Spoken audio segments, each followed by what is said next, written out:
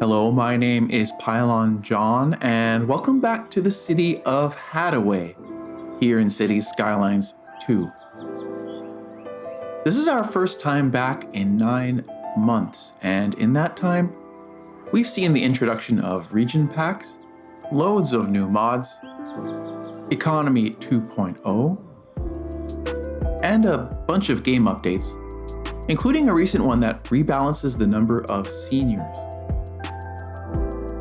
And the city still hasn't fully recovered from the Christmas fire of December 2025 that destroyed most of it and caused 833 casualties. Will Haddaway really ever manage to bounce back? Stay tuned, because today I'm going to show you 13 ways to save your city. So, as you can see, our financial situation is not in great shape. So the first thing on this list is going to be simply to deactivate all but the most essential city services. And you can see that I've already done that here. But even deactivated, there's still a monthly upkeep cost. For the high school, it's $1,125 per month. For this soccer field, it's $750. And for this large fire station, even though it's deactivated, we're paying $8,225 per month. As for those city services that are still active, number 2 on this list is going to be to lower your service budget as much as you can. But you'll notice we're still funding electricity production at 100%, and that's because we're selling the surplus and making money off that, so that'll be number 3 on this list.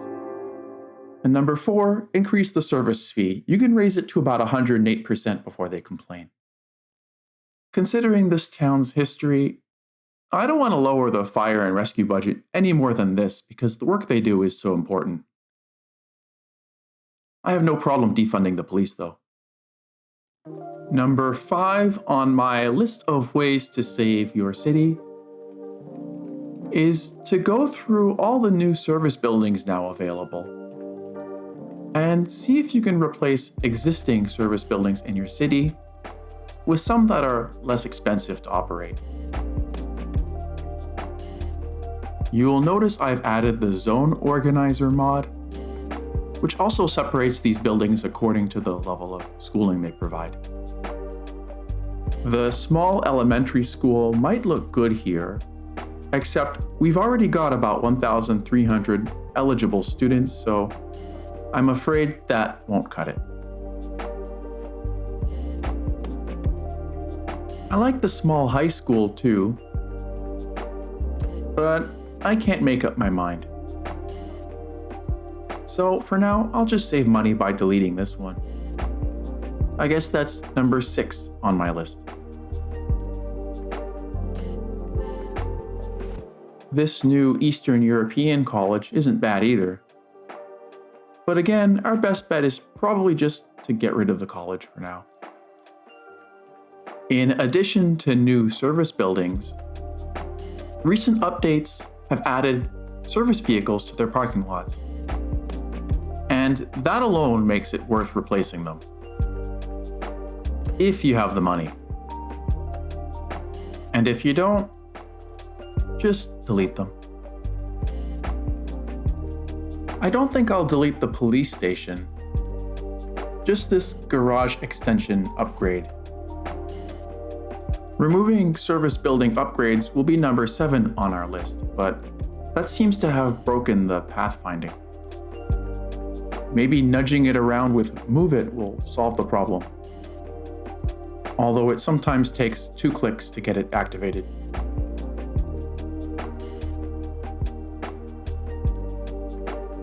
And no, that didn't do it. I guess I'll have to delete it after all. And then just replace it. Or maybe not. Okay, maybe removing these garage extensions isn't really saving us enough money to be worth it. And I have deactivated our city's 4 emergency shelters. But I can't remove them, they're too important to our lore.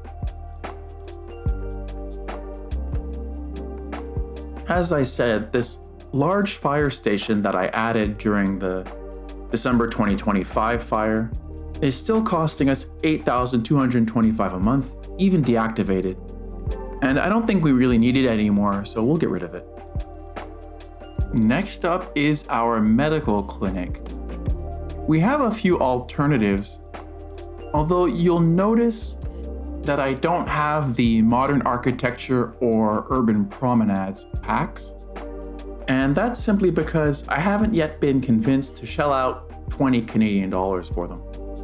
I haven't yet added the free Chinese region pack yet either. This Japanese medical center looks good though. It has identical stats to the vanilla medical clinic, and it looks like it's the same size too. But the one that really stands out is this Eastern European medical clinic. For the same price as the vanilla medical clinic, it comes with almost twice as many ambulances and has room for 3 times as many patients. It's basically a hospital for the price of a clinic. It won't fit here though. For now, I'm just going to demolish the original medical clinic.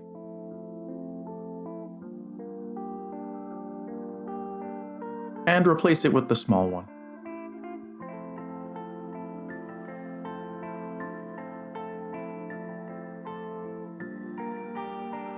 Over here in our business park, I added some large service buildings that our town really didn't need yet, purely for aesthetic purposes.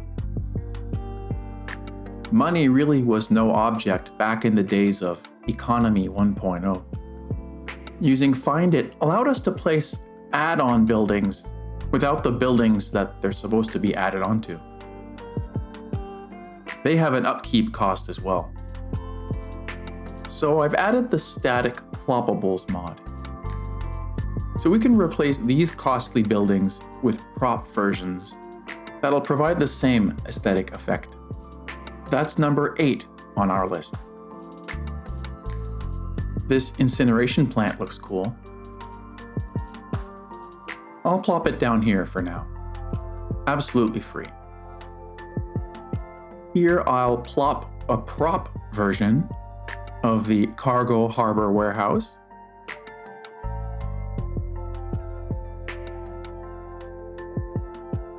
And delete the original. Then move it into place. And then do a little terraforming. Prop buildings don't have an effect on the terrain. Since static buildings don't come with the props or surfaces of their functional counterparts, we'll have to add them in ourselves. There are other mods for vehicle props. If you try to place a vanilla vehicle, it can just disappear.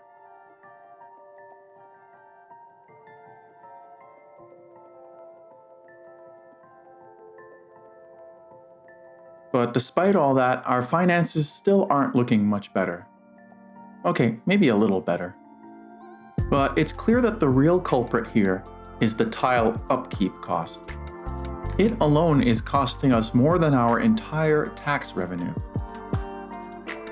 So number 9 on our list is to go into the map options that are available when you load your game. And here you can select Unlock All, Unlimited Money, or Unlock Map Tiles. But I don't want to resort to anything so drastic just yet. Instead, I'll turn to number 10 on our list, the 529 Tiles mod. Here too we can unlock all tiles, but there are more fine-grained options as well. Choosing any one of these will give you the additional options of selecting the initial starting tiles, relocking all tiles, or changing the tile upkeep multiplier. After trying a few options, I'll bring this down to 0. And now our economy is doing great. Or at least better. Still, we do have a few more tricks up our sleeve. Number 11 on our list is activating Dev Mode, hitting the Tab key, selecting the Gameplay tab, and then just giving yourself 500,000 monies. I think I deserve a little treat.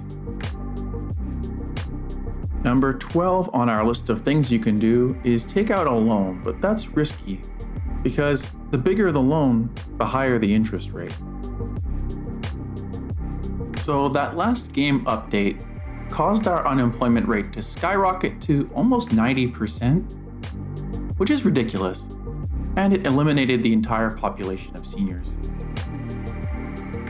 Judging by the number of people waiting for ambulances, it looks like we need to increase our service budget for healthcare.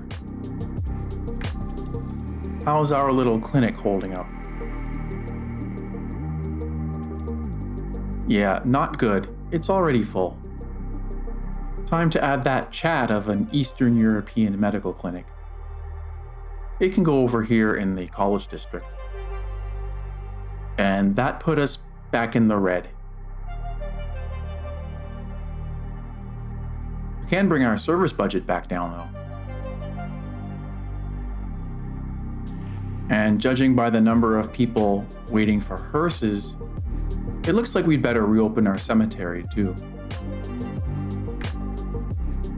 And the increasing number of crime scenes in our city suggests that we should put back the police station too. Because this is a game and police solve crime in this game.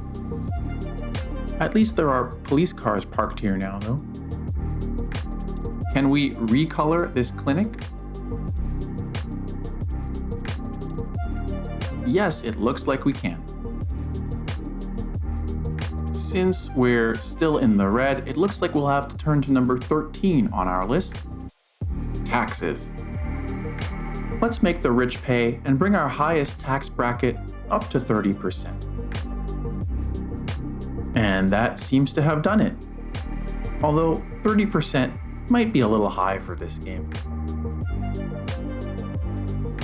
Let's see if we can get away with 20. How about we speed things along a little bit?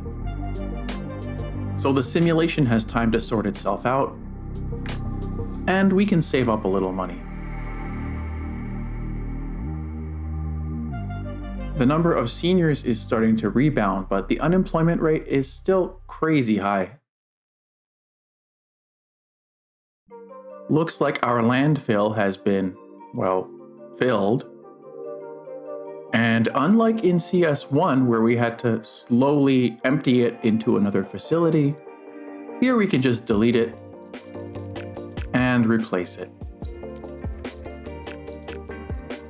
Another thing we can do, now that I have the Plop the Grobles mod, is lock the level of buildings I placed using Find It, and replace those that have leveled up with the building I had initially intended to be there.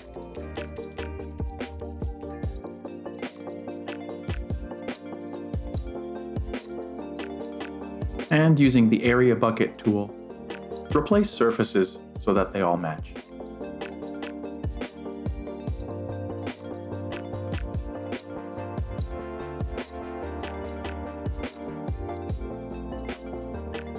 All these pink and blue residential buildings in the college district were initially intended to be smaller white and gray buildings to match the college's austere appearance. So we'll restore that vibe for now, even though we got rid of the college, and we might want to do some redevelopment eventually. Another change we can make that won't cost us any money is cover up these weird-looking farm fields with some of the new surfaces now available. We have this semi-transparent gray surface we can use if we just want to make it look a little darker. And these amazing farming surfaces by Haristes, uploaded to PDX mods by the Broman. There's a whole bunch of these surfaces, and we can select them to better match the type of agriculture that's being done here. And looking at real-world examples of farms in southeastern Ontario, which we're using as inspiration for this city, you'll notice that the rows run lengthwise from the road. I wish the map texture replacer would save the settings for each city. We were using the Seaside Serenity grass texture here, and I think that looks much better. Oh no. Oh no, here we go again. Quick, pause the game. And crank up that fire and rescue budget. This might be a good time to rebuild our large fire station. But it looks like we can't afford it. So yeah, we will have to take out a loan.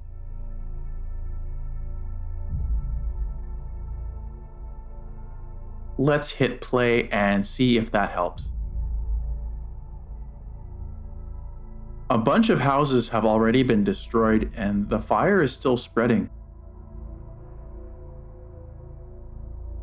Let's help out the firefighters by activating anarchy and deleting all the flaming trees. There is another forest fire going on out there, but that's pretty far away. 25 buildings have been damaged, but thanks to the hard work and courage of our dedicated firefighters, this time we've lost only 2 people to the fire. It looks like the worst of it is over, so let's bring our fire and rescue budget back down. It's still costing us about twice as much as our second most expensive service. That'll allow us to pay back most of our loan and slash our interest rate in half. But as soon as I do that, another fire breaks out and takes out our groundwater pumping station. So we'll crank our fire and rescue budget right back up again. Is this what it feels like to live in Southern California? Is this the new climate reality we'll have to just get used to? Massive forest fires every summer? It is summer here. I'm still waiting for a mod that'll allow me to change the climate and the hemisphere of an existing city, but we have bigger fish to fry right now. I don't want this fire to cross this road. Oh no, you don't. It looks like more and more firefighters are sharing my thought and showing up over here.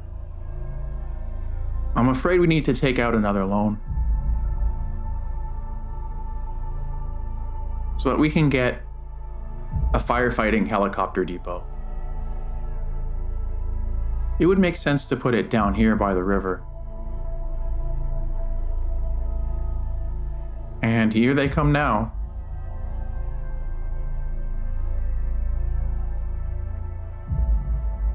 And that should help, but it won't be enough.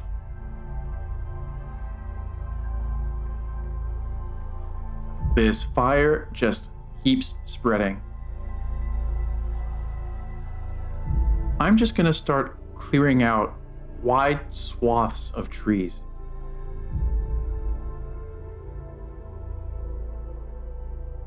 And I think that's the end of it.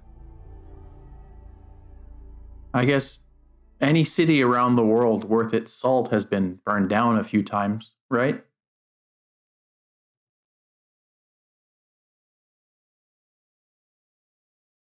We can't afford to keep this. It looks like that second fire damaged 46 buildings and caused 1 casualty. Looking at our population stats, the unemployment rate is slowly coming down, and the percentage of seniors slowly going up. hopefully we'll get somewhere close to normal soon. In the meantime, there's one more thing I want to do before wrapping up this episode. The city of Haddaway began here, with 2 gas stations and the Streamline Diner. They were intended to serve drivers coming off Highway 401, but as you can see, they're a little too far from the highway. Don't worry about that tornado, they still don't really do anything. Anyway, I want to place something over here, at this intersection. I want to place the one-stop station signature building. The real one, not the prop. It looks a lot more like the kind of service station you'd find close to a highway. But I can't place it here because this is a highway too. And so is this. So what I'm gonna do is continue converting the whole length of Glengarry Road to a 2-lane, 2-way road, which will also allow me to get rid of this gnarly intersection here.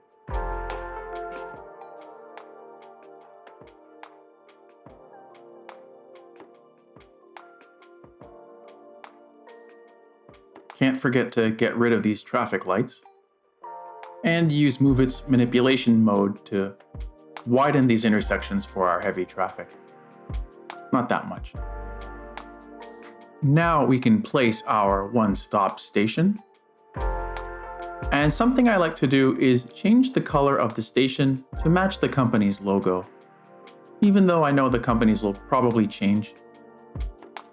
We also need a spot for our weary travelers to get a quick bite to eat. So I'll go with another signature building, the food station. And we need somewhere for them to spend the night, but this motel's parking lot is too small. There we go. Some trees will help. Not under the power lines though, we'll put some bushes there. And use Move It to sort out these kinks in the road.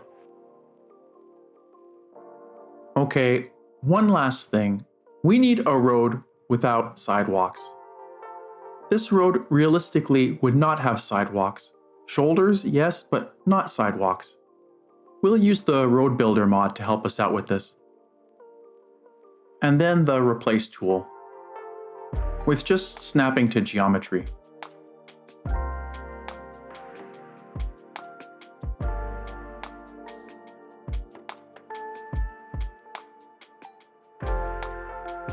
We'll leave a sidewalk right up to the edge of the village, and move existing businesses right up to the edge of the narrowed road.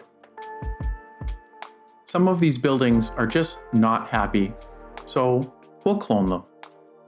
The clones are always happy.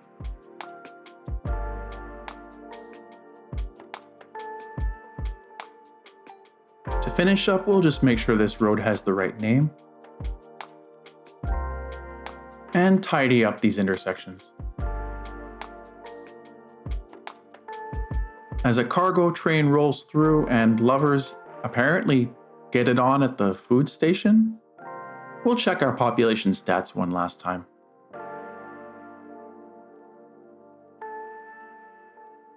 And yeah, we still have a long way to go.